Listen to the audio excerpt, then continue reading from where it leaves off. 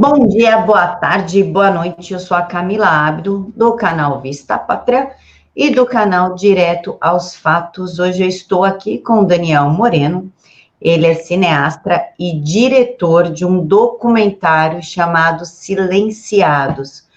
Daniel, muito obrigada por aceitar falar com a gente. Bom dia, Camila. Legal falar com você.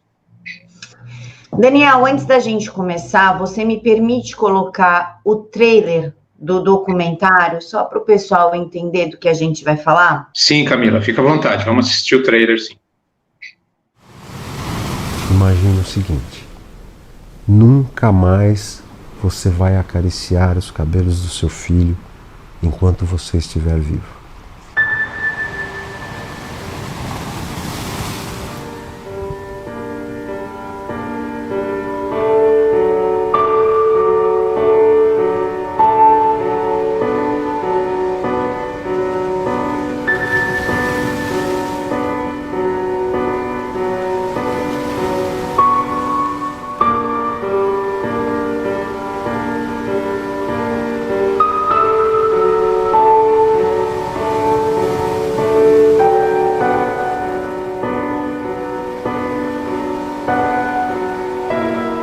Perdi o meu filho com 20 anos de idade, na véspera de Natal. O bandido não conseguiu levar o carro, pediu para ela deitar no chão e passou com o carro em cima dela. Apertou tanto que chegou a quebrar o pescoço.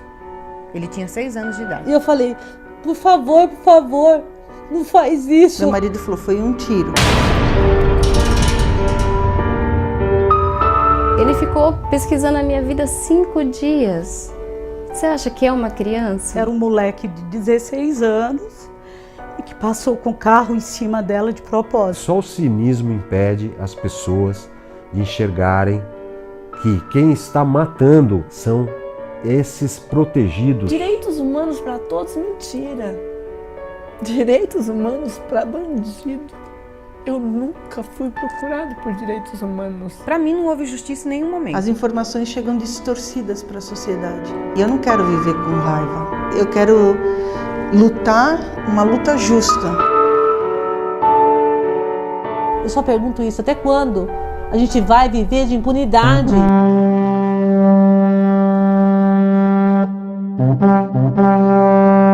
Mais fácil você morrer no Brasil do que no Iraque.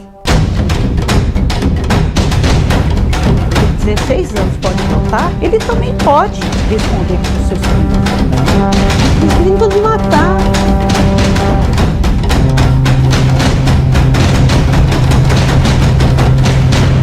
Isso não é vingança. Que vingança que pode trazer o meu filho de volta? Eu vou perdoar a pessoa que matou meu filho. Não existe isso.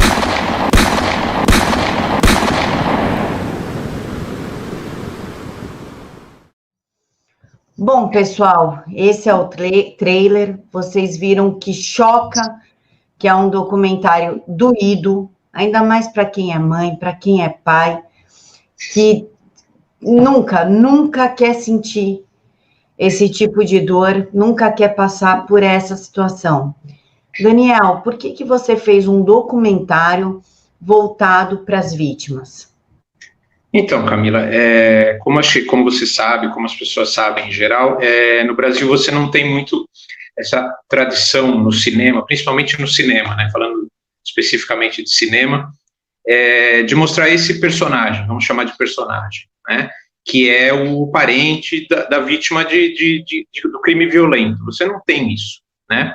Você praticamente não tem documentário, você não tem na ficção, né? E são histórias, evidentemente, são histórias comoventes que precisam ser contadas de alguma maneira, né? Então eu percebia isso me incomodava. Eu acho que muita gente se incomoda com isso, quem vivencia o cinema nacional, tudo isso, acaba sentindo falta, né, de ver um pouco essa perspectiva, o ponto de vista das pessoas que sofrem com uma violência, com essa criminalidade do dia a dia, né? Você tem no cinema brasileiro, principalmente, muito a coisa de, vamos mostrar a vítima de um abuso policial, de um suposto abuso policial, tudo isso, mas você não tem, assim, é uma figura que você não encontra nos filmes, minisséries, né, principalmente. Você tem esse personagem, vamos chamar assim, muito no telejornalismo, né, no jornalismo do dia a dia. Só que esse jornalismo, até pelo gênero dele, ele dura uma semana, de repente, né? É do gênero, né? Você tem que, as notícias, elas vão se renovando o tempo inteiro, e como no Brasil a criminalidade é muito repetitiva, né? Um caso substitui o outro. Então, assim, a gente achou interessante a gente poder registrar um pouco, uma pequena amostra, né? Dessa figura social, desse personagem, como eu estou nomeando, que é o parente que eventualmente perdeu um filho, uma filha, com essa criminalidade que no Brasil incomoda, assusta, aterroriza tanto a gente. Então, foi a partir da percepção dessa lacuna, né, e de um incômodo em relação a isso, né? Você tem dezenas de filmes falando do outro lado, digamos, o drama, de repente, da família, de um criminoso que acaba preso, tudo, mas você não tem outro lado, né, que teria que ser, a legitimidade acho que é muito maior, né? Então a nossa ideia foi essa, assim, não, a gente precisa dar um pouco de voz para essas pessoas, né, quer dizer, a amostragem no filme ela é muito pequena, evidentemente, porque no Brasil você tem 50, 60, 70 mil homicídios por ano, né, mas eu acho que é um demonstrativo do que, na verdade, do que acontece, e essas pessoas queriam muito falar, né, elas têm essa necessidade de falar, e a gente tentou dar voz para elas, e num registro que é um registro que eu chamo de cinematográfico, quer dizer, a diferença do registro cinematográfico para o registro que seria jornalístico, o caráter do cinema é uma coisa que perdura, né, assim, o filme vai estar sempre aí, e o jornalismo acaba, por essa renovação que é quase diária, né, os casos acabam ficando um pouco esquecidos, né, assim, a memória vai se perdendo. Então foi essa a nossa intenção, né, percebendo a lacuna e um incômodo, né, quer dizer, um desagrado em relação a isso, né, porque tanto filme falando, aquela história, isso até vira um jargão, mas não vira um jargão à toa, né, o cinema brasileiro gosta muito de bandido, né, e não liga muito para a vítima. Então a gente, a partir dessa percepção, a gente quis fazer um filme, dar voz para essas pessoas, né. Daniel, como é que foi selecionada as mães e os pais que participaram? Então, Camila, é o seguinte, como eu falei, são muitos casos, os casos são centenas, são milhares de casos, né? Então, assim, o que aconteceu? Eu comecei a me sensibilizar por de repente, 1 ou 2 casos específicos, né? Limitado geograficamente pela região de São Paulo, que a gente não teria no projeto condição de filmar em outros estados, então a gente pensou, não, e São Paulo é uma cidade extremamente violenta, com muitos casos como esse. Aí eu fui a 2 mães, na verdade, e o que acontece? Essas pessoas, elas conhecem outros casos, então uma mãe me levou a outra, que me levou a outra, até um ponto em que eu tive que parar, porque senão eu não pararia mais de filmar essas pessoas, né, porque elas querem falar, elas têm essa necessidade de falar, principalmente depois, eu acho assim, depois que os casos acontecem, existe uma grande atenção da mídia, e essa atenção depois ela se dispersa, né, ela se dissipa até porque surgem outros casos. Então, assim, eu fui numa mãe que me levava a outra, que me levava a outra, né, assim, os casos acabam eles se multiplicando, né, então foi a partir disso. Agora, em relação à primeira, à segunda escolha, quer dizer, casos que me tocavam, que me sensibilizavam, assim, né, quer dizer, uma mãe que perde a filha, morta pelo primo, ou então a mãe que perde o filho, que estava na porta de casa, estava tocando o interfone, e por causa ali de 20 segundos, né, assim, de uma oportunidade infeliz, o bandido rouba o celular dele, não satisfeito em roubar o celular, ainda atira, né, então são casos que tocam a gente, né, e a partir disso, eu fui chegando em outros casos, em outras mães e pais também, né, até o momento, como eu falei, que eu tive que parar, né, porque os casos são muitos. Daniel, você teve que lidar com a dor dessas mães e desses pais. Como é que foi, nos bastidores, ter que lidar com isso? Porque quem assiste já chora. É impossível você... No trailer você já chora. É impossível você assistir algo dessa profundidade sem chorar. Como é que é ter contato com isso e manter o equilíbrio? Como é que foi? Então, eu acho assim, Camila, são 2 pontos que são os mais importantes aí para o nosso trabalho, nesse caso específico, lidando com esse material específico, né? O primeiro é o seguinte, ter a noção de que a gente não estava fazendo um filme qualquer, né? A gente estava lidando com uma situação que era muito particular, trágica e íntima dessas famílias, então a gente teria que ter muito cuidado como é que a gente ia fazer essa entrada com elas, né? Com muito respeito, quer dizer, tentando encontrar um equilíbrio que não é fácil entre você ser o mais verdadeiro e documental possível, mas evitar, de repente, um sensacionalismo, um emocionalismo que, de alguma maneira, pudesse parecer uma exploração dessas emoções e desses sentimentos dessas pessoas. Então, assim, essa foi a minha primeira preocupação, né? Quer dizer, que a gente tentasse manter, durante o processo, uma integridade, porque essas histórias não são essas histórias não são minhas, né? Diferente, de repente, de um outro documentário, até de um filme de ficção, as histórias não são minhas, as histórias são delas. Elas estão emprestando essas histórias para que eu pudesse realizar um filme. Então, isso era muito importante. E segundo, quer dizer, como você mesmo está dizendo, as emoções ficam muito à flor da pele, né? E os pais e as mães se abriram na nossa frente. E a gente tem que, mas a gente estava fazendo um trabalho, né? Quer dizer, o cinema é um trabalho prioritariamente, quer dizer, fundamentalmente técnico, né? Você usa uma série de técnicas que são típicas ao processo cinematográfico para chegar no resultado que é o filme, né? Então a gente não podia perder isso de vista, né? Quer dizer, a gente tinha que estar lá, a gente tinha que ter cuidado com essas pessoas, ter a gentileza suficiente para que elas se sentissem à vontade para falar dos sentimentos delas e para narrar as histórias, mas ao mesmo tempo a gente não podia perder de vista de que a gente precisava, no final desse processo, que é um processo muito emocional, a gente é um filme, né? Então eram essas as nossas preocupações, quer dizer, a gentileza com elas, manter a integridade do processo, né? Ser verdadeiro, mas sem ser sensacionalista ou algo assim, o que é até natural, quer dizer, que a gente responda aquilo, né? Você vê uma pessoa, você está filmando uma pessoa chorando, quer dizer, é natural que você responda aquilo de maneira emocional, então a gente tinha que tomar cuidado com isso, e ao mesmo tempo a gente ter tecnicamente um filme que pudesse ser entendido como filme, né? Assim, é mais ou menos a história, guardadas as proporções, é a história do fotógrafo de guerra, né? Quer dizer, ele está ali numa situação, de repente, que é terrível, mas o trabalho dele é fazer um recorte daquilo de forma que aquilo seja entendido no meio que ele está trabalhando, no caso é a fotografia. Então, no nosso meio, no caso, o meio cinematográfico, a gente tem que fazer o recorte, mas de forma que, no final, ficasse compreensível como uma obra cinematográfica, né? Então, a gente ficou aí nesse equilíbrio entre a emoção e a racionalidade, aí, no caso. Né, quer dizer, não vamos esquecer que a gente está aqui fazendo um filme, esse filme tem que ser inteligível, inclusive porque, para essas pessoas, quer dizer, essas pessoas têm uma causa, né, que às vezes ela pode ser mais formal, menos formal, mas elas têm uma causa, e essa causa é importante que ela seja inteligível para quem assiste, né, quer dizer, o que essas pessoas esperam, o que essas pessoas pedem, o que essas pessoas gostariam que acontecesse, que tivesse acontecido com elas no momento em que elas passaram por aquela tragédia. Como a sociedade e os agentes públicos, os agentes do Estado deveriam lidar com essas pessoas quando acontece uma tragédia. Quer dizer, a gente praticamente não acha nos depoimentos o Estado respondendo ao que está acontecendo de uma maneira conveniente. Né? Quer dizer, o Estado tem o funcionamento dele, que é aquele burocrático, né? Quer dizer, acontece um crime, tudo, você instaura inquérito e tudo mais, mas, pouquíssimos casos onde alguém chega, algum assistente social, chega a pessoa, e aí, como é que você está? O que você está precisando?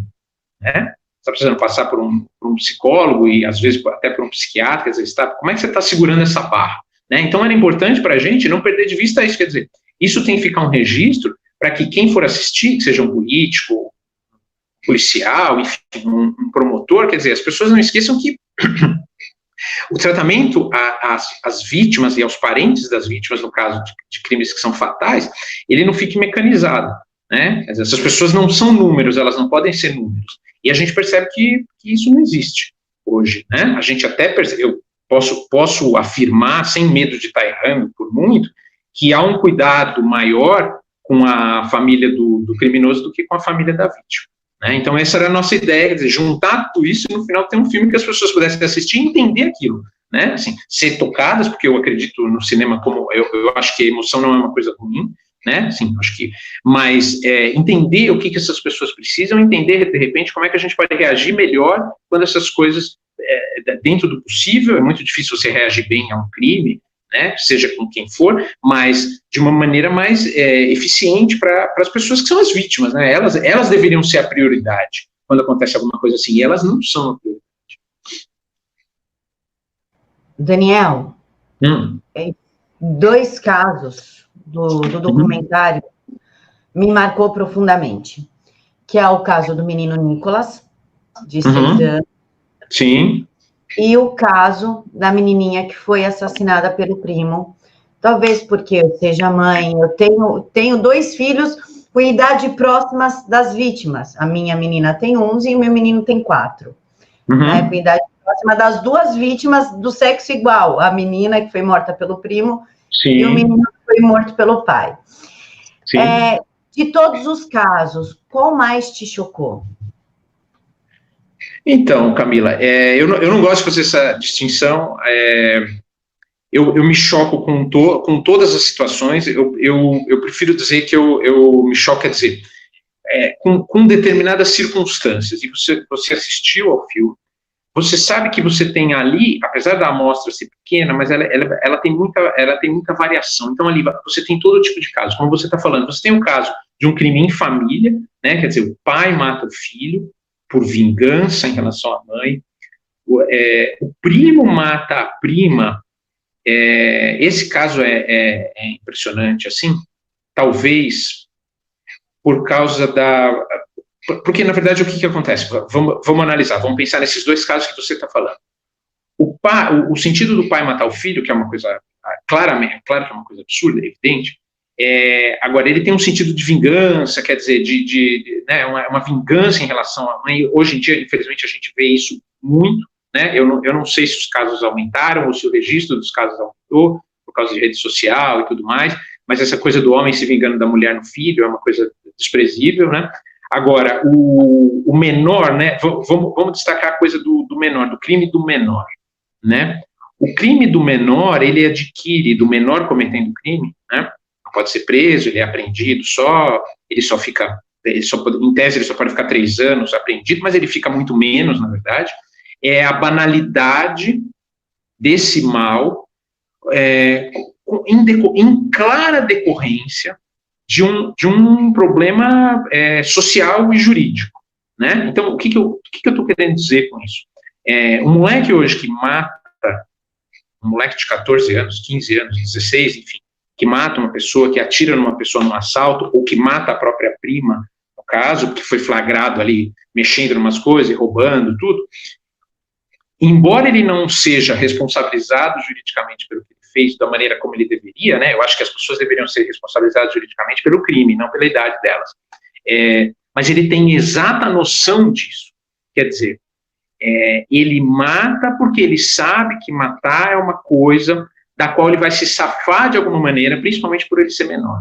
Então, assim, isso é uma coisa assustadora no filme, né? A coisa do menor, a gente tem um outro caso, quer dizer, o menor falta 1 semana, 1 mês para ele completar 18 anos, então ele vai lá e atira, e mata, porque ele sabe que ele está respaldado, né? Então, isso é uma coisa que é assustadora, e é uma coisa que, efetivamente, a gente poderia estar evitando. Quer dizer, o que eu estou querendo dizer com isso? Esse aspecto da psicopatia, quer dizer, essa insensibilidade em relação à dor dos outros, ao sentimento dos outros, é uma coisa que você não elimina da natureza humana, é muito difícil, né? Você vai ter um psicopata na Suíça, em Luxemburgo, né, em Singapura, quer dizer, isso é uma coisa que você não elimina, isso faz parte da natureza humana. Né? Você pode, de alguma maneira, tentar monitorar isso, tentar se precaver, tentar se antecipar a isso, né? Assim, uma pessoa que é diagnosticada com algum distúrbio, você de repente, monitorar essa situação para evitar que ela parta para uma violência real, né? Isso sempre vai ter, o que eu quero dizer, é muito difícil se eliminar. Mas a gente tem no Brasil, e o filme mostra alguns casos, que são exemplos disso que eu estou falando, que são efetivamente assassinatos que não precisariam acontecer, eles só acontecem quando nós estamos no Brasil.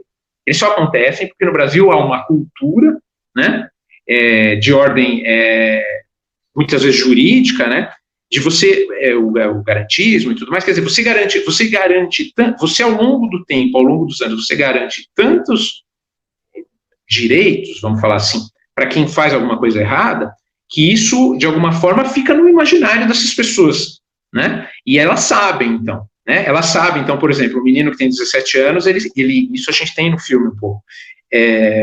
Poxa, se eu matar, vai me acontecer muito pouco. Só que matar me dá poder, me dá prestígio no mundo do crime.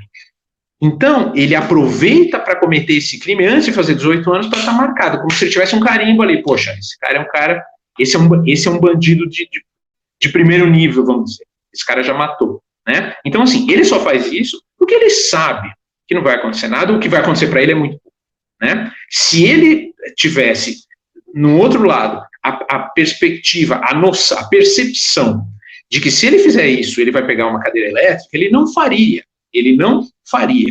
né?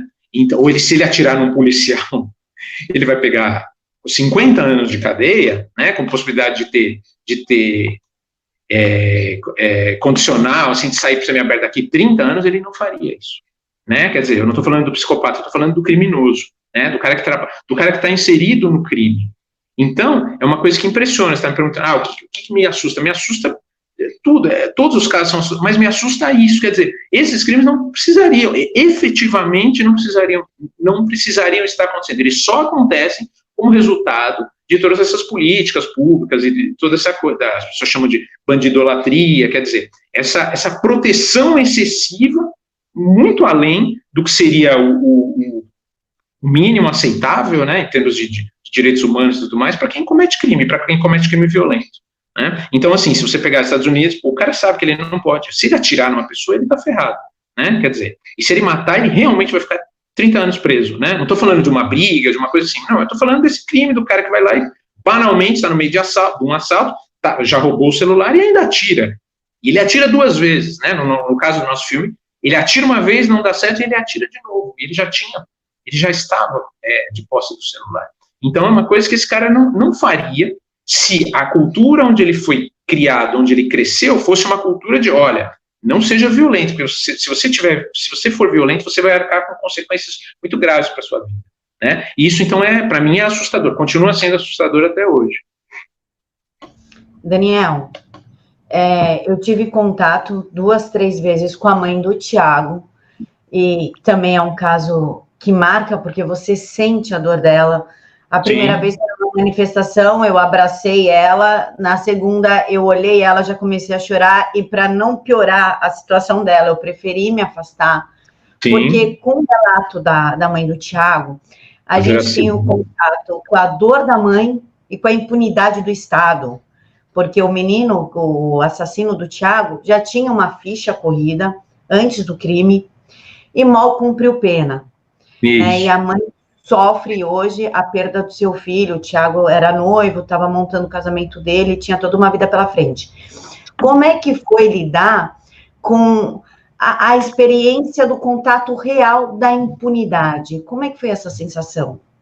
Então, eu acho assim, a percepção que a gente tem, né, quer dizer, essa é uma percepção que não é privilégio meu, quer dizer, qualquer pessoa que esteja minimamente informada, tudo vai ter essa percepção, mas quando você lida com os casos, quer dizer, quando você sai do que seria o número, a estatística, você pega casos específicos, como você está falando, quando você olha no rosto dessa mãe, a coisa muda um pouco de figura, né? Então, assim, a questão da impunidade no Brasil, e praticamente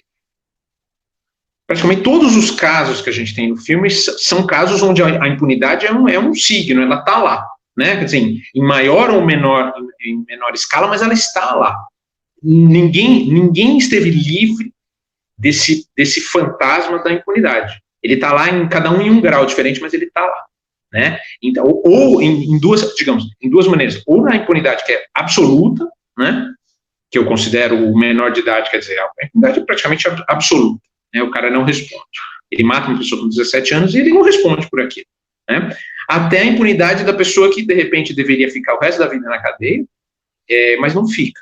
Né? Assim, tem uma série de atenuantes e daqui, de repente, em 10 anos ou 15 no máximo, ele está na rua de novo e está tendo a vida dele.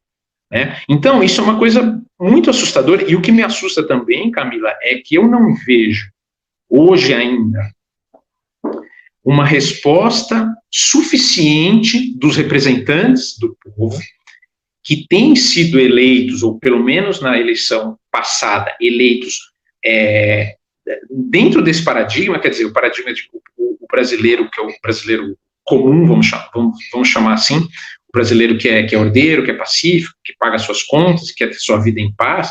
Quer dizer, eu não vejo à altura, uma resposta desses representantes à altura ainda. O que eu quero dizer com isso? Eu quero dizer o seguinte, nós não vivemos uma situação de normalidade. O que a gente vive é uma situação muito distante do que seria uma situação de normalidade.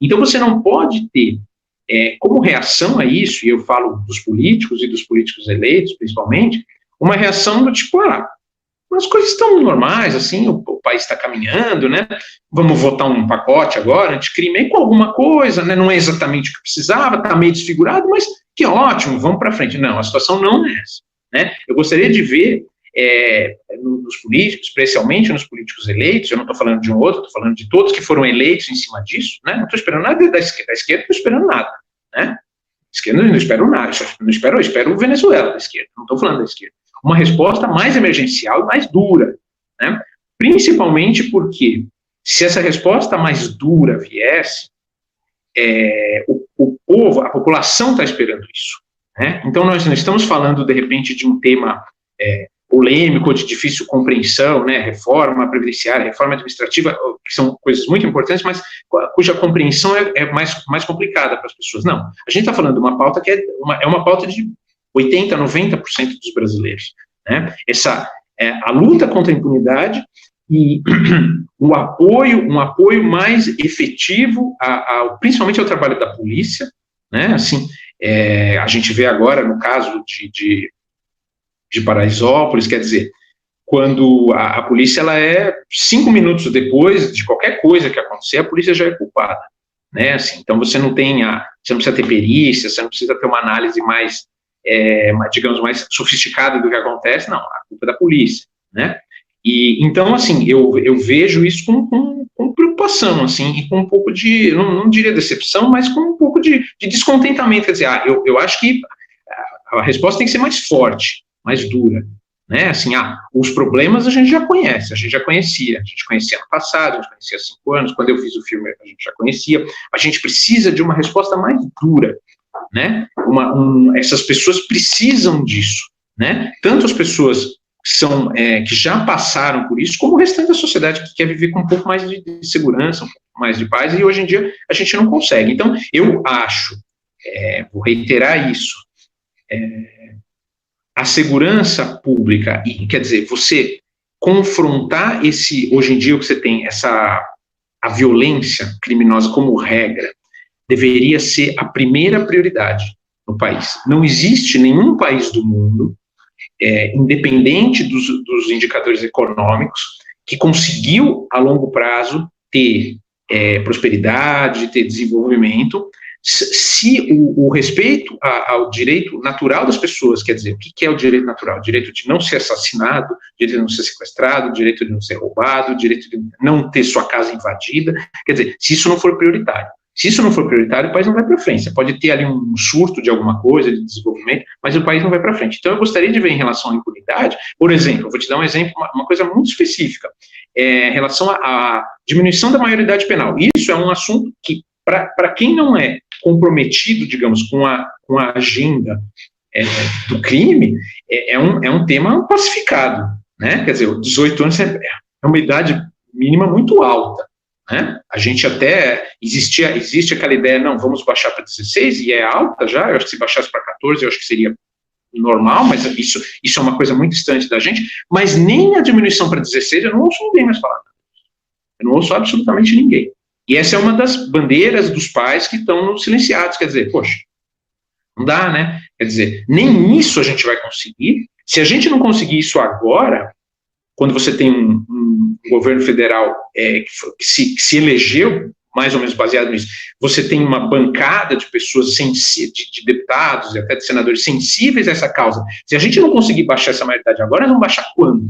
Então é uma coisa assustadora, né? Quer dizer, como o ambiente político não reflete os anseios da população, né? Isso não é novidade, eu não estou falando nenhuma novidade, mas nesse caso específico é um negócio assustador. Esse ano eu não ouvi ninguém falar de baixar a maioridade penal. E isso é uma coisa, nesse sentido, é decepcionante. Daniel, voltando para o caso do Nicolas. O Nicolas teve os dedinhos da mão quebrados, né? E eu concordo com a visão da mãe quando ela diz que na perícia falaram que foi a água.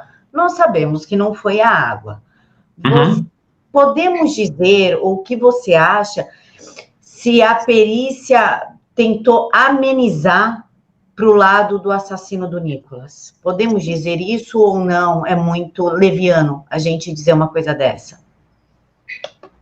Então, Camila, como você está dizendo, eu não sei, eu não tenho como afirmar nenhuma coisa nem outra, né? Quer dizer, agora, o que eu acho que a gente pode afirmar sem medo de errar, quer dizer, é que a partir do momento, isso em todos os casos que a gente tem no filme, e provavelmente nos casos que a gente tem por aí, que não estão no filme, a partir do momento que o crime é cometido, você tem praticamente uma máquina, um sistema de amenização do que o criminoso fez. Então, assim, não acho que isso seja culpa especificamente de quem trabalha, do policial ou da polícia científica. O que você tem é uma cultura, né? Assim, você tem uma cultura de que, e a gente sabe de onde vem isso, quer dizer, de onde vem isso? Isso vem de que você tem uma Constituição que foi redigida por uma classe política, que era resultado direto das tensões do regime militar, né? Quer dizer, do medo, aquela, às vezes, a paranoia, de repente, do Estado usar a força policial para reprimir o inimigo político e tudo mais. Então, você tem o quê? Você tem isso aí vira uma cultura que acaba, de alguma maneira, ela acaba entrando nos procedimentos das pessoas que trabalham com o problema. Então, assim, eu acho que existe muito medo de você, de repente, como você está dizendo, de pesar para o lado do criminoso, né? Quer dizer, as pessoas têm medo, é um receio, uma coisa está dentro delas, de repente, e isso vem dessa cultura, né? Quer dizer, uma cultura de achar que se o cara, a partir do momento que o cara é preso, por exemplo, ele passa a ser uma vítima do Estado, do sistema, quer dizer, a gente tem que dar a ele todas as garantias para, de repente, ele não ficar chateado, deprimido, tudo mais, né? A coisa da audiência de custódia, né? Quer dizer, a polícia te tratou bem, quer dizer, está faltando alguma coisa, entendeu? Assim, então eu acho que isso, eu não sei, não tenho como afirmar nada em relação aos casos, a gente não entrou nisso, né? Assim, o nosso filme, Os Silenciados, é uma obra sobre personagens, sobre histórias de pessoas, né? Não tem nada, não é investigativo, nem nada disso, mas eu acho que a gente pode supor ou imaginar, sem muito medo de errar, que existe essa cultura no Brasil, né? Quer dizer, a gente tem que tomar muito cuidado para não, de repente, não ofender ou não deixar o criminoso chateado ou parecer que a gente está pesando a mão. E eu não acho, da minha parte, é uma coisa muito pessoal minha, quer dizer, eu acho que as prerrogativas das pessoas que efetivamente são suspeitas, tudo, elas devem ser conservadas e tudo mais. Eu não teria como a minha visão disso ser diferente, né?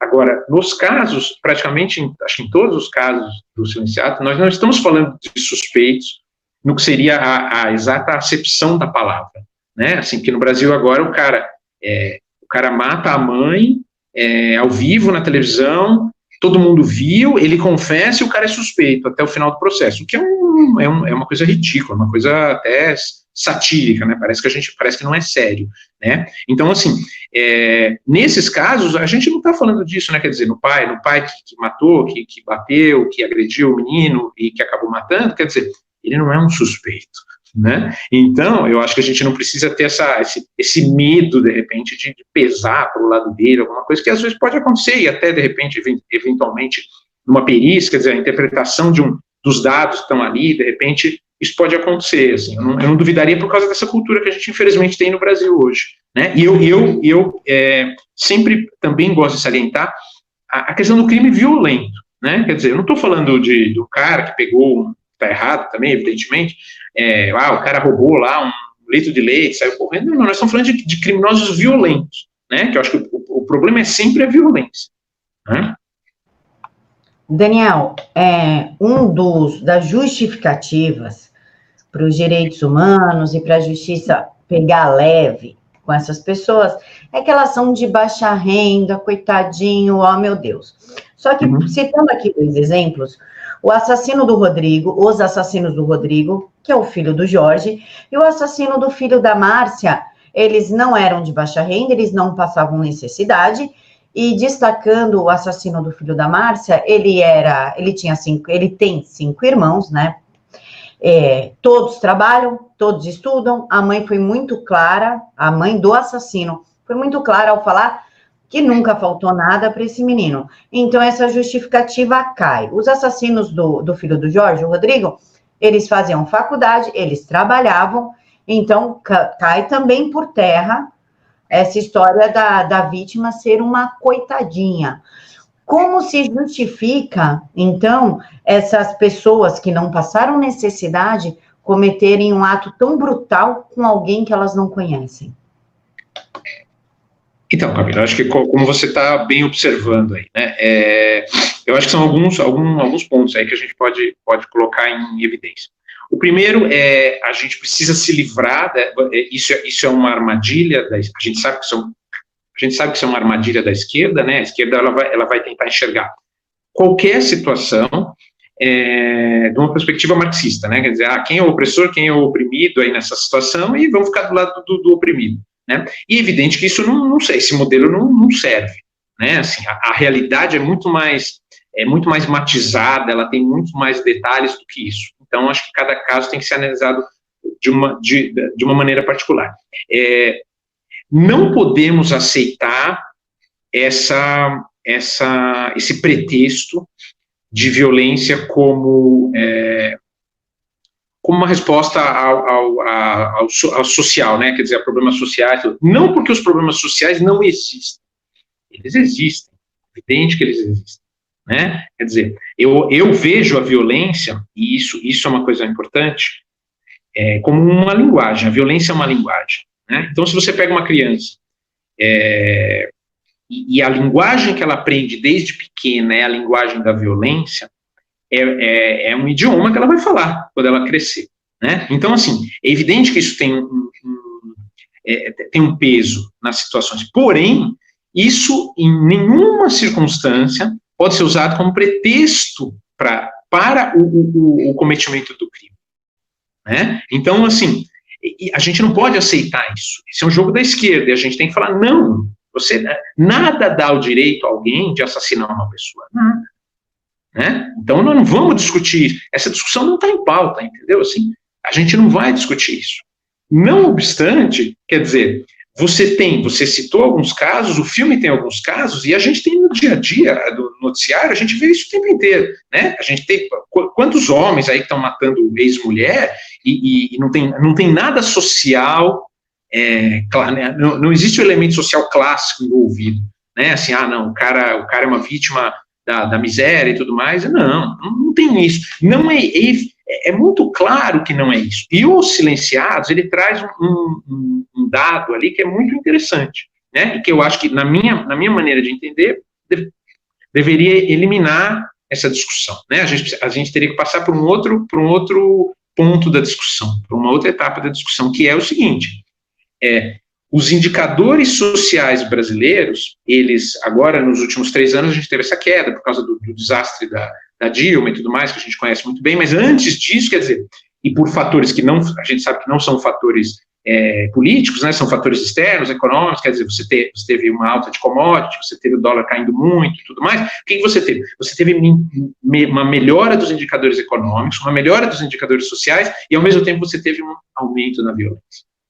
Né? Então, isso já deveria encerrar essa discussão, quer dizer, o brasileiro ficou, em tese, o brasileiro durante aí uma década, ele ficou mais rico, ele teve mais oportunidades, digamos assim, e a violência também aumentou, então, quer dizer, a violência não está, ao menos a relação não é direta, né? Você não pode dizer que a relação entre problema social e violência, ela é direta. Não, ela não é direta, né? É muito mais razoável a gente pensar, voltando ao que eu já falei, que essa cultura da impunidade, que essa cultura do coitadismo de quem pratica o crime, né? Assim, o Estado brasileiro tem isso. Ele não se importa se uma pessoa morrer na fila de um hospital, esperando um remédio. Mas se essa pessoa cometer um crime, ele passa a se importar muito com ela, né? Então, assim, esse é o problema, claramente. E você observa isso também, Camila, se a gente, de uns 2 anos para cá, pelo menos, isso tem sido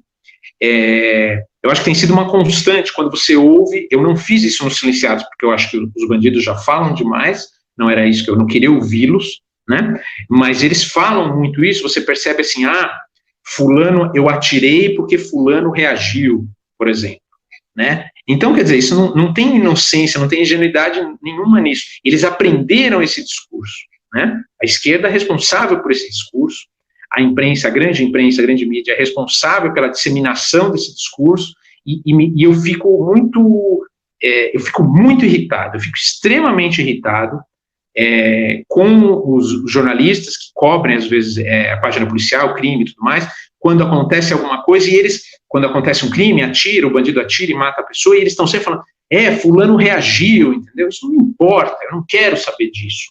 É evidente que se uma pessoa está sendo atacada, uma das possibilidades que ela tem é reagir, né? Quer dizer, é humano isso, é natural que a pessoa reaja de alguma maneira. E a gente sabe que muitas vezes elas não reagem. Uma das entrevistadas, a Marisa, fala no filme, que é uma coisa curiosa e terrível também, se a gente pensar, que é o seguinte, a gente já está vivendo um momento na criminalidade brasileira, onde se você não reagir, o bandido pode eventualmente ficar ofendido também, porque ele vê aquilo como um sinal de arrogância da vítima, tá? Então hoje você tem isso. Se você reagir, ele aparentemente tem um pretexto para atirar. Mas se você não reagir, quer dizer, se você demonstrar algum desdém pelo objeto que ele está roubando, ele pode se sentir ofendido. Isso, na cabeça dele, isso vai ser também um pretexto para ele atirar, né? Então, quer dizer, a gente está numa situação que eu não vejo como possa ser pior do que isso, né? A gente passou uma situação em que, vamos lá, Camila, só para a gente pensar, antigamente você tinha o quê? O cara roubava e ia embora, né? Pegava o que ele precisava e ia embora. Aí a gente passou por uma situação, que é a situação anterior, praticamente, que a gente está vivendo hoje, em que o cara rouba, mas atira também. Quer dizer, ele roubou, ele conseguiu o que ele queria, mas ele vai lá e atira. E nós estamos chegando num ponto agora, em que o bandido, e a gente tem casos como esse aí, é só a gente acompanhar o noticiário, o cara nem rouba, ele só atira e vai embora, né? Assim, de repente, como nesse caso da Marisa, quer dizer, o cara fica ofendido, esse celular não é nada para você vai me entregar ele assim? E o cara vai lá e atira. Não tem como a gente ver isso como uma situação normal, a gente vive uma situação de emergência, né? E a gente precisaria encarar e responder isso de uma forma emergencial também. Daniel, voltando na mãe do Thiago, ela fala uma coisa muito emblemática. Ela explica que ela segurou o braço do bandido e, como resposta, ele atirou no Thiago, que não tinha nada a ver com a situação. Não foi o Thiago que reagiu, foi a mãe. E ela fala o seguinte, eles se acham deuses, eles se acham os intocáveis. Como é que você analisa essa frase do bandido hoje se achar um cara intocável, se achar um cara supremo? Então, eu acho, Camila, eu acho assim, isso não aconteceu à toa, né? Quer dizer, a gente não chegou a essa situação à toa. E no caso da Juracy, é uma percepção que ela tem, na verdade, ela sabe disso, né? Quer dizer, ela não reagiu, quer dizer, ela tentou ali, de repente, uma interação, como eu estou falando, que é humana, né? Nós somos seres humanos, né? E só que isso perturba muito ela. Eu sei que tem perturbado, né? Assim, agora, como eu falei antes, se ela ficasse parada, talvez ele tivesse atirado nos dois, né? Então a gente não tem como prever. Agora, isso só está acontecendo, Camila, porque a gente tem anos e anos dessa cultura se impregnando no imaginário das pessoas, né? Assim, as pessoas elas correm para entender, eventualmente para justificar o que o criminoso está fazendo. A gente sabe que isso não está surgindo à toa, é a esquerda que faz isso, né? Assim, a esquerda vê, a gente pode até analisar dessa perspectiva mais ampla, quer dizer, a esquerda vê, ela enxerga no criminoso um agente de transformação social, um agente da revolução, né? Assim, ele é a ponta de lança para combater a burguesia e tudo mais, né? Então isso não é uma coisa que surgiu naturalmente, quer dizer, isso é uma coisa que vem há décadas sendo plantado, e a gente chegou hoje no ápice disso, né?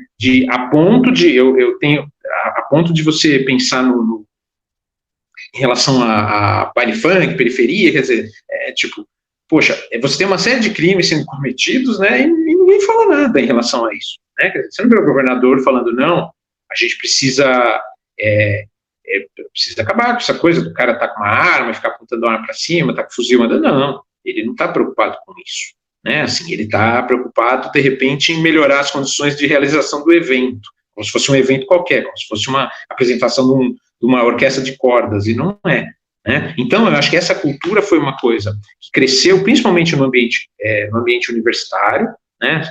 Ela tem como origem essa visão da esquerda, o marxismo que impregna o pensamento, a maneira de entender o mundo e tudo mais. Muito esquerdista vê, e esquerdista que eu digo, professor universitário, agentes do direito também, lógico, a gente sabe disso, né? Vê o criminoso como um agente de transformação social, né? Como um soldado da revolução social contra a burguesia, né? E agora, que essas pessoas tenham essa visão, eu acho até natural, é o que eu falo, eu não espero nada dessa gente, né?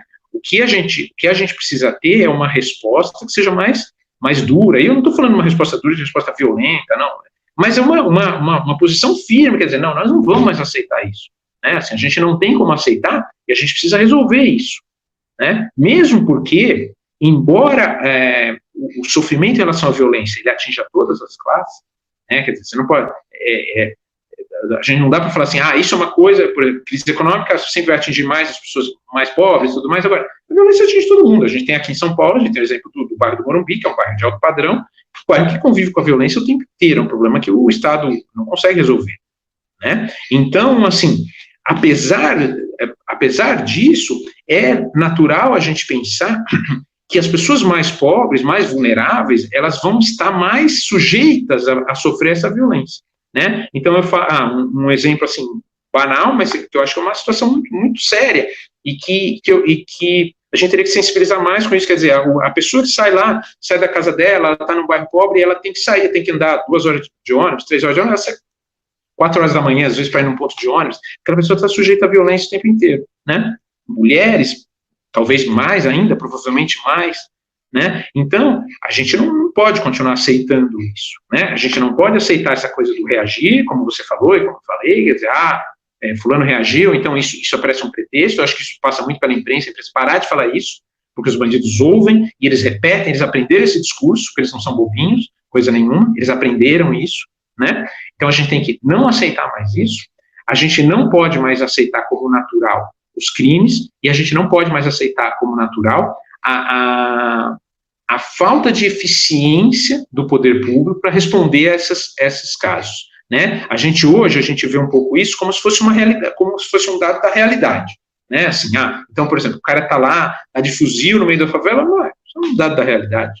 Não, isso não é um dado da realidade, isso é um ponto absolutamente fora da curva, e a gente tem que parar de aceitar isso. Eu acho que Camila, passa o primeiro passo é parar de achar que isso é uma coisa normal. No momento que a gente passa a achar que isso é uma coisa normal, vai ser muito difícil a gente reverter essa situação. Um exemplo disso isso tem o quê? 20 anos, mais ou menos. Talvez você lembre, ou 10, 15 anos atrás, favela era favela, quer dizer, favela era uma habitação ruim, onde as pessoas que não tinham direito não tinham dinheiro, circunstância para mudar dali, ou para conseguir melhorar de vida, tinham que morar lá. O que foi acontecendo? Passou-se a chamar a favela de comunidade, praticamente acabou a possibilidade de resolver o problema, né? Resolver o problema que é urbanização, né? Regularização de lote, saneamento básico, e é muito confortável para os políticos quando as pessoas passam a achar isso uma coisa normal, quer dizer, não, favela é normal, não é favela, é comunidade, né? Então, em relação à criminalidade, é a mesma coisa, a gente não pode ter isso mais, né? Isso, quanto mais as pessoas entenderem como normal o que está acontecendo, mais distante a gente fica de um ponto onde a gente consiga reverter essa situação. E eu jamais vou aceitar que 50 mil homicídios por ano seja uma coisa normal. Não tem como a gente aceitar. A gente não tem como aceitar que isso aconteceu, acho que há 15 dias atrás, o cara sai do fórum, você deve ter visto esse caso, ele está com tornozeleira, ele atravessa a rua, entra na casa de uma mulher de 75 anos para roubar e mata essa mulher. Pô, isso aí não é possível. Que a gente olhe isso e fala, não, isso é normal. Né? Então, acho que pelo menos a percepção tem que mudar. A percepção é uma coisa que a gente pode mudar hoje. Né? Assim, a transformação mesmo, jurídica, ela demanda mais tempo e tudo mais, é mais complicado, mas a percepção tem que mudar. Se a gente mudar a percepção, a gente fica menos distante de confrontar o problema e pelo menos minorar. Eu não acho que o problema vai desaparecer, é evidente que ele não vai, mas a gente está tolerando demais, né? Nosso nível de tolerância está muito alto. Daniel, nós temos uma frase do Lula, que foi trazida à tona logo depois que ele saiu da prisão, na qual ele fala o seguinte: o cara só quer roubar lá o celular para poder pagar sua cervejinha, para isso, para... E a gente sabe que no ato de roubar o celular, uma menina, um menino, que nem começou a vida ainda, leva um tiro na cabeça.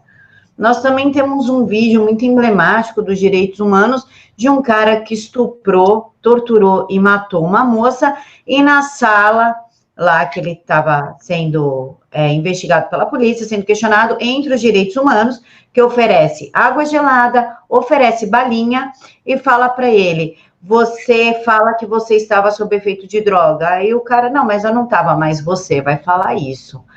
E vocês chamaram essas ONGs, essas entidades, incluindo a Igreja Católica no Brasil e diversas entidades de defesa dos direitos humanos, que são contra a diminuição da maioridade penal.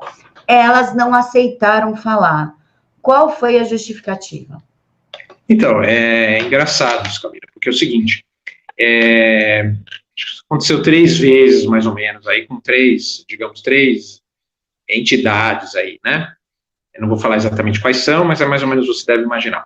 E eu acho engraçado assim, no primeiro contato que a gente tinha, né, que a produção do filme tinha, as pessoas, elas aceitavam falar, né?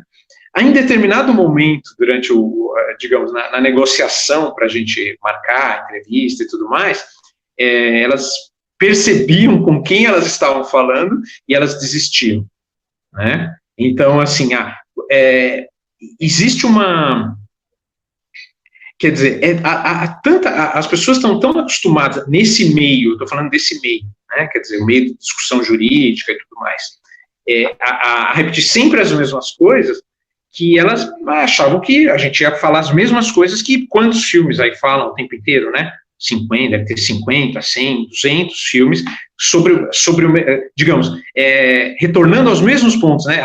Encarceramento em massa, né?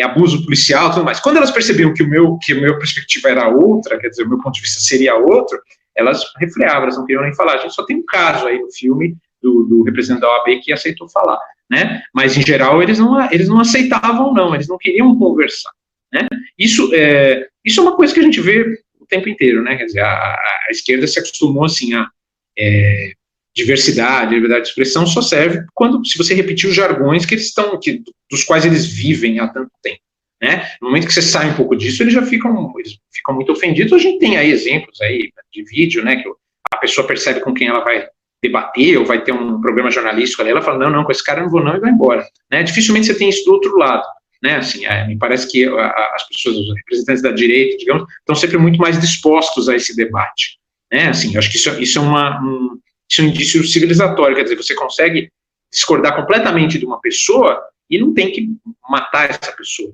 né? Agora, a esquerda não está muito disposta a isso. Então, assim, no momento que eles viam, de repente, eles poderiam ser confrontados com algumas coisas na entrevista, eles recuavam e acabavam não querendo falar, né?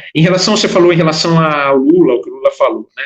Quer dizer, eu me sinto, eu acho que muita gente como eu, isso não é privilégio meu, extremamente ofendido, não não com o que ele falou, mas com a possibilidade dele ainda estar falando, dele ser ouvido e dele estar fora da cadeia, né? Quer dizer, então, a nossa situação é tão ruim que, tipo, ele não devia nem estar falando, né? Primeiro que ele devia estar preso, né? E mesmo preso, ele não devia falar, porque ele preso deu praticamente na mesma, né? Quer dizer, acho que ele dava mais entrevista preso do que agora, né? Então, assim, é extremamente ofensivo para os pais de vítimas ele ter falado uma asneira dessa, mas do que vem dele não me surpreende, né? Acho que não tem como a gente se surpreender com mais nada que venha dele.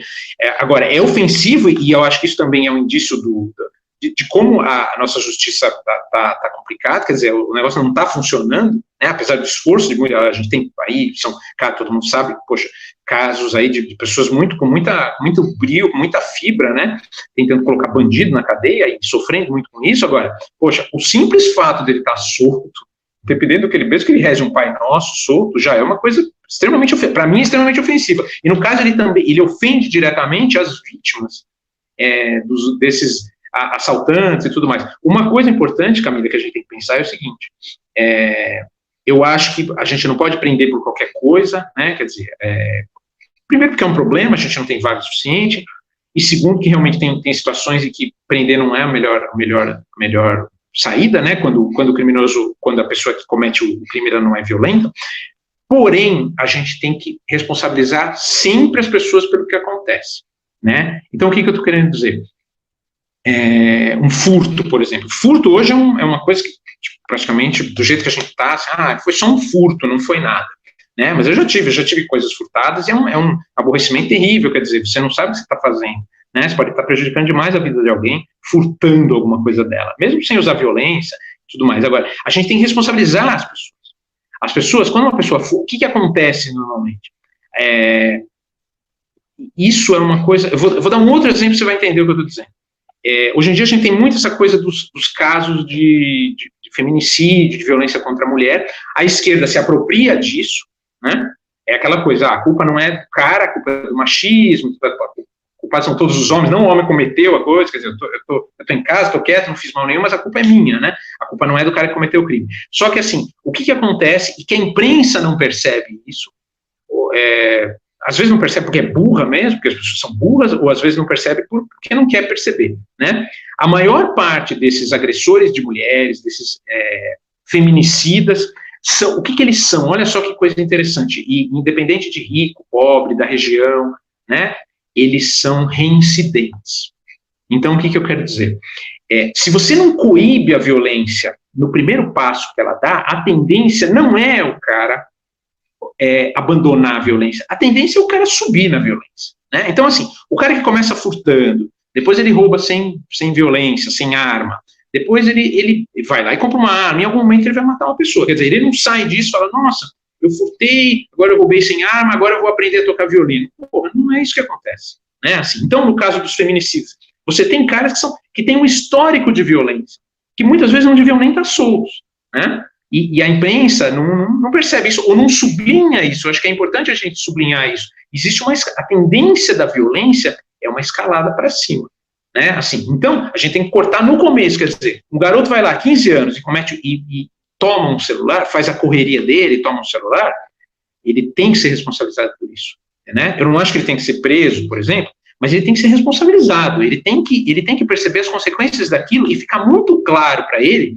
que a próxima vez que ele fizer, é cana, né? Aí ele realmente está encrencado, né? É a coisa dos americanos, quer dizer, você faz um negócio uma vez, complica, mas se você fizer a segunda, já era, né? Assim, e a terceira é strikeout, né? Acabou, entendeu? Acabou, você vai ser um presidiário o resto da tua vida, né? E no Brasil a gente não tem isso, então, quer dizer, a gente tem que também observar que a violência é uma escalada, né? Assim, a pessoa começa pequeno e vai, normalmente, eu acho que via de regra é isso, são raras as exceções, ela começa pequeno na violência e ela vai subir. A tendência dela é subir. Ela percebe, não aconteceu nada comigo, eu vou mais além. Depois que ela mata, por exemplo, depois que ela mata um, né? Quer dizer, ela já quebrou o limite que ela eventualmente poderia ter, né? Então a gente tem que cuidar disso. E quanto mais cedo a gente coíbe isso, eu acho que menor a chance da pessoa ir continuar nessa escalada, né?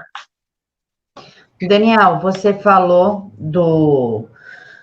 do Dr. Martin, do diretor dos direitos humanos da OAB, e essa seria a minha próxima pergunta. A OAB aceitou receber vocês, e o Dr. Martin, ele falou coisas sem desrespeitar o seu entrevistado, mas coisas estarrecedoras, do tipo, a família tem que pagar para o bandido estar na cadeia, porque nós que sustentamos eles nas cadeias, porque também é responsável pela recuperação dessa pessoa.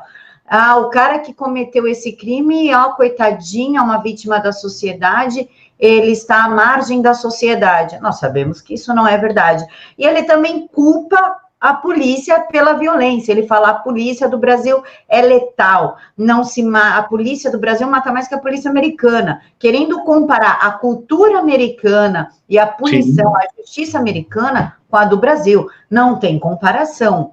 E para ajudar, nós temos ainda a audiência de custódia, que protege e defende o criminoso. Como é que você analisa essas falas de um diretor dos direitos humanos, um componente da OAB, com a audiência de custódia? Então, eu acho o seguinte, Camila, em relação à questão, vamos lá, são três coisas aí, três coisas importantes, né? Em relação à polícia, é o que você está dizendo, não tem como você comparar, né, assim, mesma coisa que dizer, no Brasil tem muito preso. Não, no Brasil não tem muito preso, né? Se mais de 90% dos homicídios não são jamais esclarecidos, né, quer dizer, então você tem aí, na verdade, muita gente comete crime solta, não só solta, a gente nem tem ideia quem elas são, né? Então, o problema do Brasil não é que o Brasil prende demais, não, o problema do Brasil é que acontece muito crime, né, assim, em decorrência, e aí uma parcela dessas pessoas acaba presa em algum momento, né? Em relação à polícia, não tem como você comparar, né, assim, a letalidade da polícia brasileira você tem que medir em relação aos crimes, né, quer dizer, qual é o cotidiano desses policiais, ao que eles estão sujeitos, né, ao grau de risco que eles têm, né? A gente tem vídeo na internet do policial chegando em comunidade, sendo recebido com garrafada, né, ele tá passando ali, jogam água nele, ou coisa pior, quer dizer, a polícia, ela tá trabalhando sob tensão o tempo inteiro, né? É um outro mito que a gente tem, também propagado pela esquerda, quer dizer, a cadeia no Brasil, ela é desumana. Não, a cadeia é péssima, né, porque os serviços públicos no Brasil são péssimos, né? Então, assim, não tem como você ter uma cadeia de Dinamarca num país que trata o contribuinte da forma que o Estado brasileiro trata, né? Então, assim, em relação ao primeiro ponto que você falou, e aí a gente fala da audiência de custódia, que eu converso isso com o Martim no documentário, que é uma questão que eu coloco para ele. Eu acho extremamente injusto, né? E acho até ofensivo você imaginar que é o que a gente tem no Brasil hoje, quer dizer, o cara comete o crime, ele vai lá e mata, assassina uma pessoa, como a gente tem lá nos silenciados 11 casos ali de assassinatos, né, de homicídios, latrocínio ou homicídio. Aí o que você tem? No momento que ele comete o crime, o contribuinte que não cometeu o crime, o que envolve a vítima do crime, o parente da vítima do crime, ele é obrigado a cuidar do bem-estar do criminoso, e não só isso, Camila, ele é obrigado a arrumar uma profissão. Eu acho esse argumento muito engraçado, né? O cara comete o crime, ele vai preso. Aí é o seguinte, aí o Estado fala para a vítima assim, olha, cara, agora você vai ter que arrumar uma profissão para ele. Porque se você não arrumar uma profissão para ele, ele vai sair e ele vai cometer um crime de novo. Poxa, não é possível, não tem como a gente levar a sério o negócio desse, né? É uma distorção terrível, né? Eu acho que os criminosos, o que eles tinham que ter? Eles tinham que ter garantido o que é o mínimo da dignidade ali, a comida, o local para dormir. Agora, tudo que não é isso, eles tinham que pagar, tá? E não é só isso, Camila, que isso é uma coisa que tem nos Estados Unidos e no Brasil a gente não tem essa cultura, não tem esse hábito, que é o cara responder no criminal e responder também no civil. Quer dizer, o cara foi lá e matou alguém, ele vai responder no criminal. O Estado, a demanda do Estado, tudo mais. Mas ele vai ter que indenizar a vítima também. Tá? Isso é uma coisa importante, né? E é uma coisa que no Brasil a gente não pensa, né? É o mínimo, né? Quer dizer, ou mesmo em outros casos que não seja assassinato, o cara roubou o carro de um cara, foi lá, arrebentou o carro. Tá aqui, o carro devolveu, a polícia recuperou, ele tem que pagar esse prejuízo. Isso teria que ser o mínimo, era a primeira coisa que teria que acontecer, e no Brasil não acontece. Então no Brasil o criminoso faz o crime, no momento que ele comete o crime, a pessoa que não cometeu o crime, a pessoa que está honesta, que está trabalhando, está pagando a a absurda carga tributária que a gente tem no Brasil, ela tem que garantir que ele aprenda uma profissão, porque senão ele vai cometer o crime de novo. Isso é piada, isso não dá para ser sério. Não tem como a gente achar que é sério. E a audiência de custódia que você está falando, eu acho que aí foi assim, digamos, a gente chegou ao estado da arte da coisa, né, assim, o cara cometeu o crime, e aí você tem um aparato para ele dizer como é que ele está sendo tratado depois que ele cometeu o crime, né, assim, se ele precisa, como você falou, se ele precisa de alguma coisa, se ele quer água, se o policial, de repente, sei lá, riu dele, né, assim, se ele foi humilhado, tá tudo errado, né, Camila? Não é possível, não tem como a gente continuar, eu insisto nessa tecla. A primeira forma da gente, a melhor maneira da gente começar a mudar isso é não entender isso mais como uma coisa normal, né? Assim, isso vai de tudo, inclusive da soltura do Lula, quer dizer, não tem como a gente achar isso uma coisa normal, né? A gente tem que achar, não, nós estamos vivendo em absoluta anormalidade. Né? Talvez a partir daí a gente consiga criar, porque a gente sabe, principalmente no Brasil, e hoje, inclusive, que a classe política ela é bastante reativa, né? Assim, se a gente simplesmente deixar, a gente não sabe onde a coisa vai. Agora, se as pessoas cobrarem, se as pessoas insistirem, se as pessoas realmente forem chatas nas coisas, a classe política, de alguma forma, em algum momento, ela vai reagir na direção que a gente precisa, que a gente prefere. Né? Então, a audiência de custódia, isso não sou eu que falo, né? Isso são pessoas que são operadores do direito, falam, quer dizer, o desânimo, às vezes, do policial. No Brasil, a gente desestimula o policial, a gente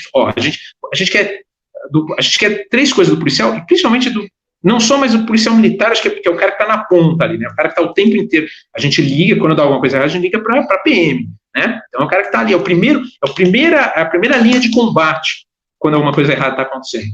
Então, assim, a gente não paga ele muito bem, a gente sabe,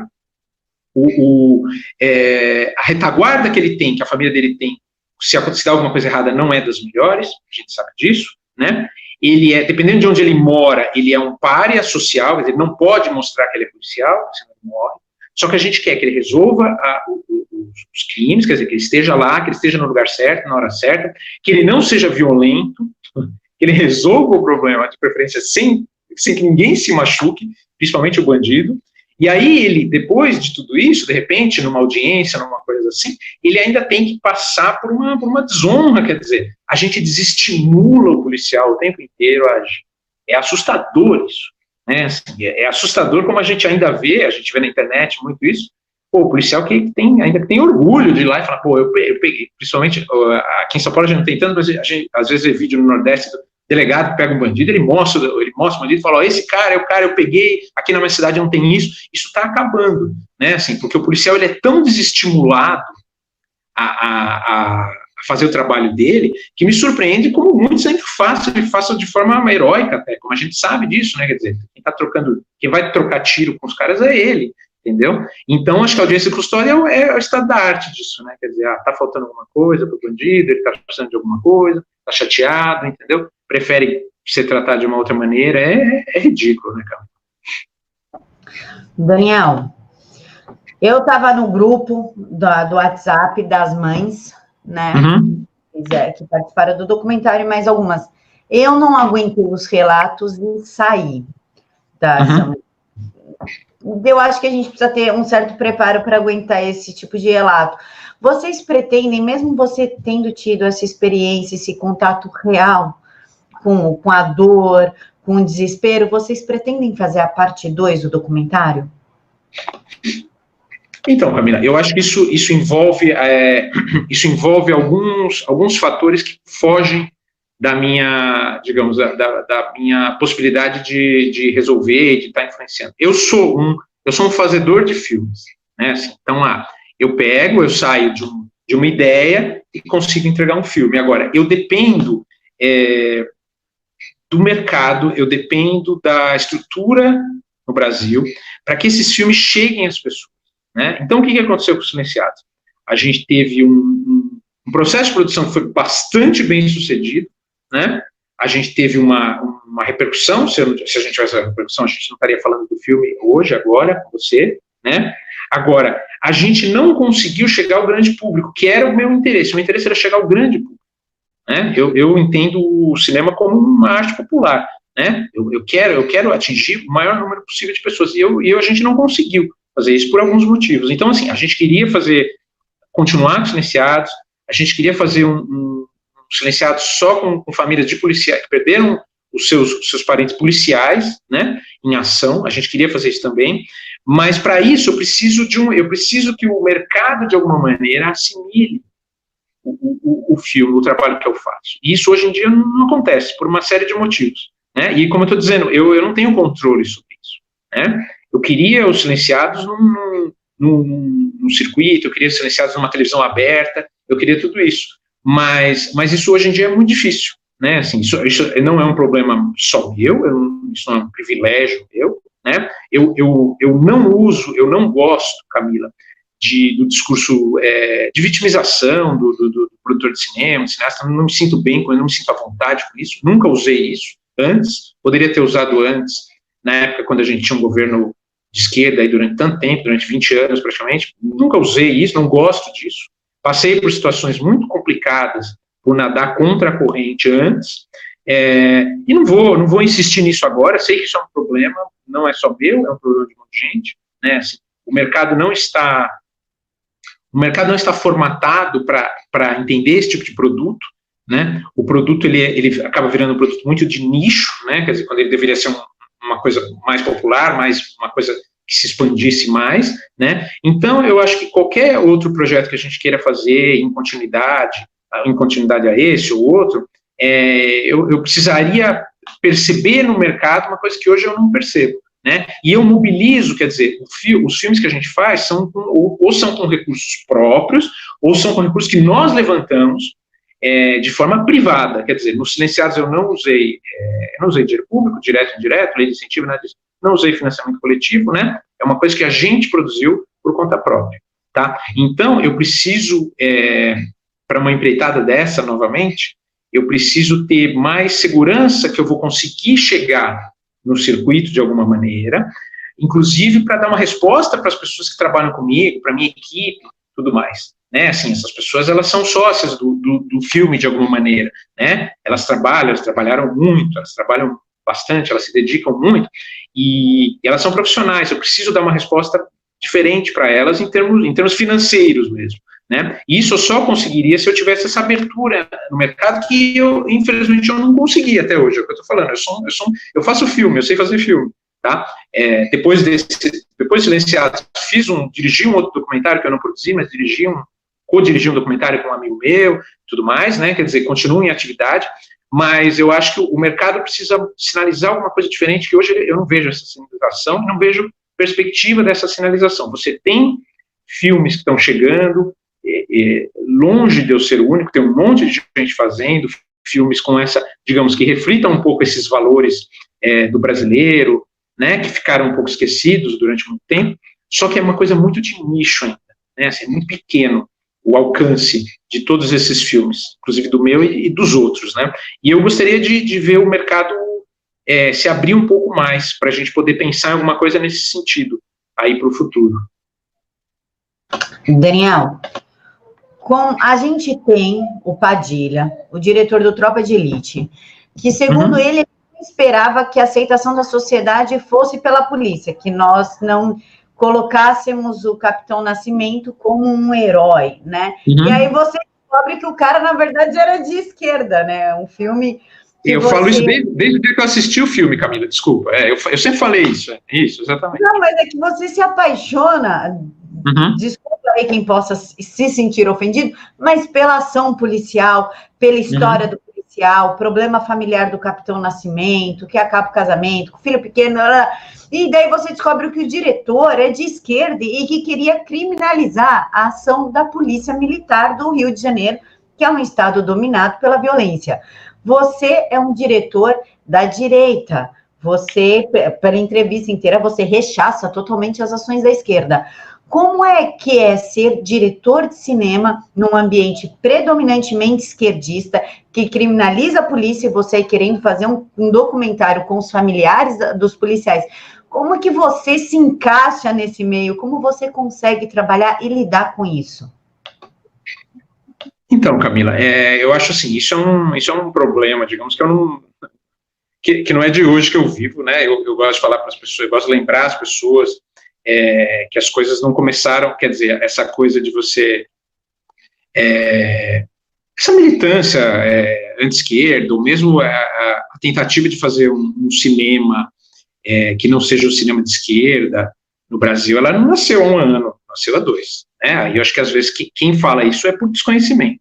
Né? Então, assim, isso já vem de muito tempo, né? E eu venho de uma época, eu gosto de falar isso, o documentário anterior que eu fiz em relação aos silenciados, eu fiz quando o Lula tinha 85% de aprovação, né? Não tinha rede social para me ajudar, eu não tinha network nenhuma, quer dizer, passei apertos por causa disso, né? Então, assim, isso é uma coisa que eu convivo, e como outras pessoas, eu não sou o único caso, não, há bastante tempo, né, assim, no meu caso específico, é o seguinte, eu demorei para formular algumas coisas, quer dizer, eu sabia que as coisas, eu não aceitava algumas coisas que eu via no cinema brasileiro, desde a época da faculdade, né, eu fiz faculdade de cinema, mas eu não sabia formular aquilo, né, eu sabia que estava errado, não concordava com as coisas que eu via, mas, e não só eu, algumas pessoas, quer dizer, você ficava meio à margem daquilo, né, mas eu tinha uma visão um pouco ingênua, né, eu achava que eu podia entrar naquilo e de repente mudar de alguma forma, né, o que é ingenuidade, né, você não muda um esquema que é um esquema que seja distorcido, ou você não muda ele por dentro, isso não existe, né. Então, assim, eu demorei para perceber, demorei para formular as coisas na minha cabeça, né? Agora, eu acho que todo mundo que não é de esquerda, na verdade, o que você tem, né? No cinema, na indústria cinematográfica, de modo geral, e não é só no Brasil, não, né? Quer dizer, você tem isso praticamente no mundo inteiro, né? Porque hoje a indústria de cinema, ela é hoje, diferente de há 40, 50 anos atrás, hoje a indústria de cinema ela é toda... digamos, ela é forjada no ambiente universitário, que é um ambiente dominado pela esquerda, né? Então você tem isso o tempo inteiro, não é só no Brasil. No Brasil, as coisas que são ruins, a gente brinca, né? No Brasil elas são sempre piores, né? Mas isso acontece praticamente no mundo inteiro, né? É um ambiente dominado pelo pensamento de esquerda, né? Então, assim, o que você tem? Qualquer pessoa que saia disso, você tem 2 possibilidades, né? Ou você sai da área, e eu vi muita gente saindo da área, né, não conseguindo, ou você se cala, né, então tem muita gente que de repente não concorda, mas se cala, porque você sabe que se falar alguma coisa está fora, né, então isso foi sempre complicado, isso foi complicado para mim durante muito tempo, continua sendo complicado, eu sempre tive a noção, isso desde a época da faculdade, percebendo o ambiente, sem formular da maneira como hoje eu formulo, né, quer dizer, eu comecei a fazer isso muito cedo, eu fiz o meu primeiro curso com 18 anos, eu não sabia nada de cinema, não sabia nada da vida, não sabia nada de política, não sabia nada, coisa nenhuma, né, então assim, eu demorei para formular, hoje eu entendo a situação de uma forma mais clara, mas na época eu percebi que que aquela profissão não era uma profissão a ser exercida da maneira como eu imaginava, então eu pensei, poxa, eu não posso depender disso financeiramente, vou tentar não depender disso financeiramente, né, mas vou manter, de alguma maneira, a coisa da arte viva dentro de mim. Na verdade, o cinema é uma arte, né? O cinema não é um veículo ideológico, não é um veículo de propaganda, o cinema é essencialmente uma arte, né? Uma forma de expressão, né? É uma maneira de você entender, você compreender a realidade através de um meio. Então, assim, isso era complicado. Hoje eu acho que você tem, por causa de tudo que aconteceu no Brasil, principalmente de 3 anos para cá, quer dizer, você tem um movimento que confronta isso, mas eu sei, eu não só imagino, eu sei disso, porque eu conheço os casos, as pessoas me contam os casos, que ainda é muito difícil para as pessoas que trabalham com cinema ou para os estudantes de cinema ter uma visão diferente, é muito complicado, né, quer dizer, você perde amigo, é coisa que você sabe disso, não é novidade que eu estou falando, mas você vai perder amigos, você vai perder oportunidades, você vai perder emprego, você vai perder tudo isso, né, então eu não sei se hoje é compatível para uma pessoa de repente começar uma carreira em cinema, não sendo militante, ou não aceitando a questão essa visão da esquerda da realidade, né? Eu não sou um cara eu não saio por aí aderindo às coisas, a minha personalidade não é assim, eu não sou assim, eu não me acho participante de movimento nenhum, eu sou um cara que gosta da independência, de poder falar o que eu quiser, a hora que eu quiser, né? Eu brinco que eu só sou, a única coisa que eu realmente sou é São Paulino, aí não tem jeito.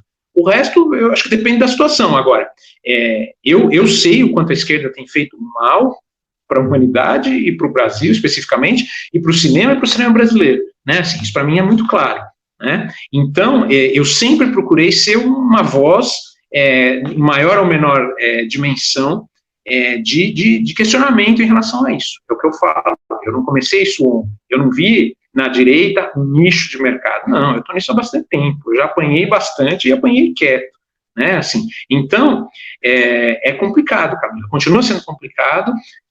Não vejo muita perspectiva dessa situação mudar a curto prazo, quer dizer, de você ter um cinema menos contaminado, né, por essa visão de esquerda. E no Brasil a gente teve aí, praticamente durante 20 anos, o cinema brasileiro foi um cinema de realismo socialista, basicamente foi isso que você teve, né, assim, você tem personagens que se repetem dentro de uma cartilha ideológica, né, não importa, hoje em dia eu acho engraçado as pessoas falam, nossa, agora vai ter censura, que é uma coisa idiota, um histrionismo bobo, sendo que durante todos esses anos você não tem nada, quer dizer, o que a realidade mostrou? A realidade mostrou que os filmes não saíam de uma cartilha ideológica, né? O que realmente importa é o resultado, é o que está na tela, e esses filmes não saíam dessa cartilha, eles seguiam uma cartilha bastante definida, né? Assim, então você não precisa ter um órgão censor para você exercer esse domínio, você exerce esse domínio durante o processo, né? Quer dizer, você vai enquadrando de tal forma as pessoas que todo mundo que pensa diferente vai saindo, vai caindo,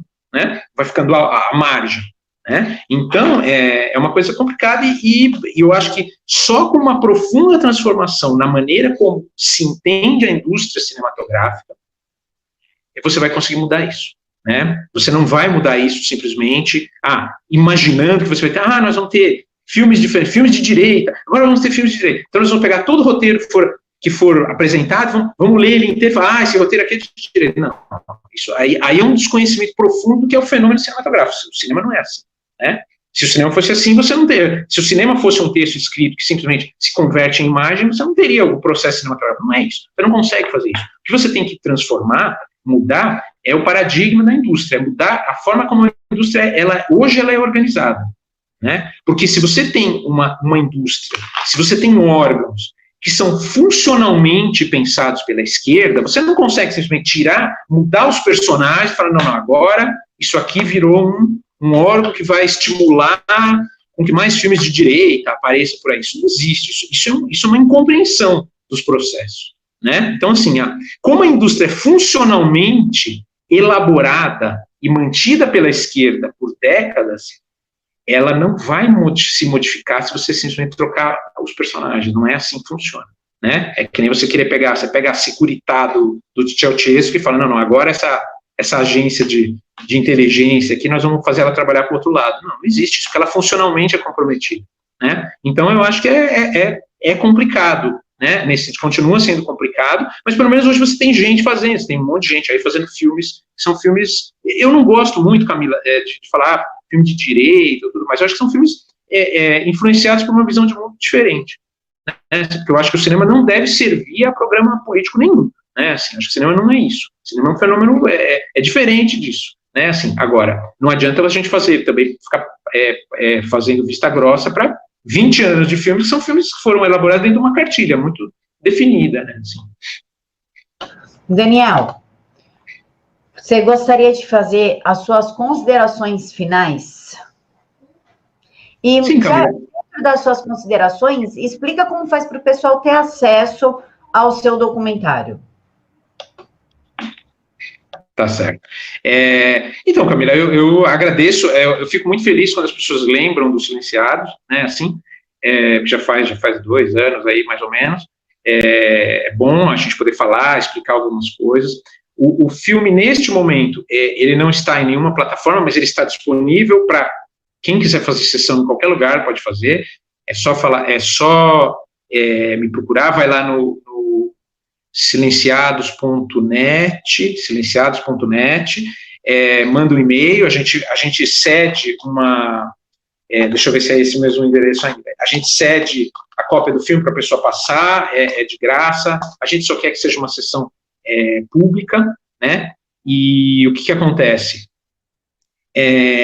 A gente está aberto a propostas de colocar o filme em plataforma, em DVD e tudo mais. A única coisa que eu quero, que aí é uma coisa minha, é uma exigência minha como realizador, é que o filme tenha o espaço e a divulgação que ele merece, tá? Porque não adianta eu ir lá, fazer um contrato com alguma distribuidora e a distribuidora engavetar o filme, deixar o filme escondido. Isso já aconteceu comigo e eu não estou disposto a fazer por isso de novo, tá? Eu acho que o filme, ele merece, e a equipe que trabalhou comigo, né, quer dizer, a equipe que despendeu seu tempo comigo e tudo mais, ela precisa dessa resposta, de uma distribuição que seja à altura do trabalho que elas fizeram, né? A versão que eu gostaria que as pessoas assistissem é a versão inteira dos Silenciados, que são 4 partes, são 4 episódios, tá? São mais de 3 horas de filme, que é a versão completa, integral, tá? Com trilha musical,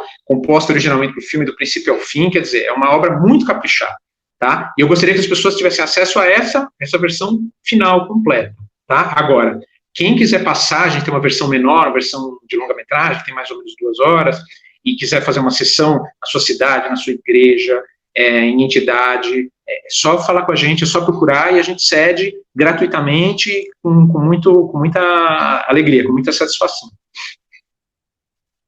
Daniel, muito obrigada por ter aceitado falar aqui com o canal Vista Pátria e com o canal Direto aos Fatos. Muito obrigada pelos seus relatos e por explicar como que é essa violência, né? Você teve contato com a violência real, você viu a vítima. Muito obrigada pelo seu trabalho. Pessoal, procura o Daniel para poder passar o documentário na sua igreja, na escola. Eu acho que é muito importante, assim como o Brasil Paralelo está passando dentro das escolas, passar também nas escolas, para desde pequeno a gente ter contato com a violência machuca, a violência fere e fere a vida dos outros, né? Um ato meu tem uma repercussão na vida de outra pessoa e isso precisa ser conscientizado. Daniel, mais uma vez, muito obrigada. Pessoal, o canal tem Apoia-se, é só clicar aqui. Eu vou deixar para vocês a página dos Silenciados, o site dos Silenciados, tudo aqui na caixa de informação. É só clicar e ir atrás que vocês vão conseguir sim falar com o Daniel e reproduzir o documentário, que é extremamente importante. Vamos dar um pouquinho de voz e espaço às vítimas. Pessoal, muito obrigada por assistirem até aqui. Fiquem todos com Deus. Mais uma vez, obrigada, Daniel.